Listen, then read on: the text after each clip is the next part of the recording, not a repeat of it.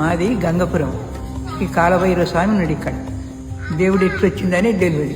మా అత్తోళ్ళ అత్తమ్మ మా అత్తలు చెప్పింది, మా అత్తమ్మ నాకు చెప్పింది, నేను మీకు చెప్తున్నా.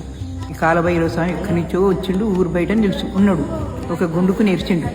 నెరిచి ప్రతిరోజు ఊరు చుట్టూ తిరుగుతాడట. ఆయన ఊరు కాపాడుకుంటా తిరుగుతా అంటే ఒకనాడు ఒక పెద్ద మనిషి కళ్ళ కనబడ్డాడు.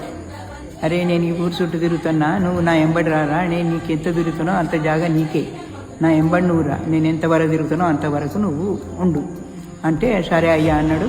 అని ఆయన చుట్టూ తిరిగిండు. మళ్ళీ మొదటికి వచ్చిండు.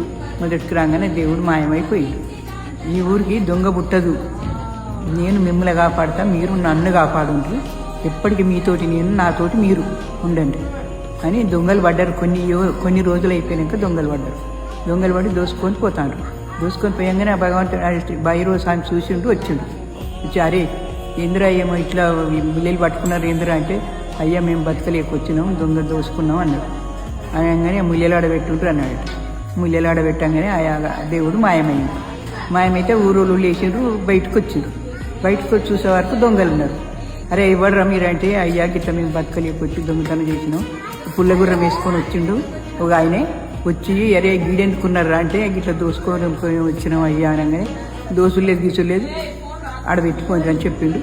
ఈడ పెట్టి నిల్చున్నాం అయ్యా, మమ్మల్ని ఓడి తెలియడా దేవుడు అని వాళ్ళు అన్నారు. అనగానే ఇక మా ముల్లెలు మాకున్నాయి, మా సొమ్ము మాకున్నది, ఇక ఓడిని వాళ్ళని నిలబెట్టింది. అప్పటి నుంచి ఇప్పటికీ కొన్ని యుగాలు నడిచినాయి. కానీ ఇదివరకు మాత్రం మా గంగాపురంలో దొంగ లేడు, పడదు. ఇక పాము కరిస్తే మాత్రం బతకడంటారు. ఆ పాము కరవది, ఈ ఊళ్ళో పామే కరవది, సాగరు మనసు.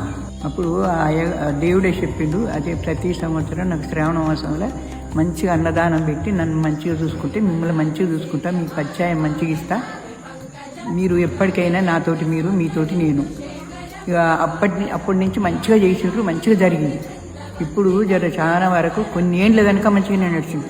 ఇప్పుడు ఈ లోకం మారింది కదా, మారిన కాడి నుంచి ఎవరు చక్కగా దేవుని చూసుకుంటలేరు, చక్కగా అరుచుకుంటలేరు. కానీ అరుచుకోకుండా ఆయన మమ్మల్ని మంచిగా చూసుకుంటాడు, మేము మంచిగా చూసుకుంటున్నాం, ఉన్నోళ్ళం అయినా మంచిగా చూసుకుంటున్నాం. ఇక ఇప్పుడు లోకం మారినట్టుగా ఉన్నది తక్కువ అయిపోయింది. కానీ మా దేవుడు మంచోడు, మంచిగా మమ్మల్ని కాపాడుతాడు.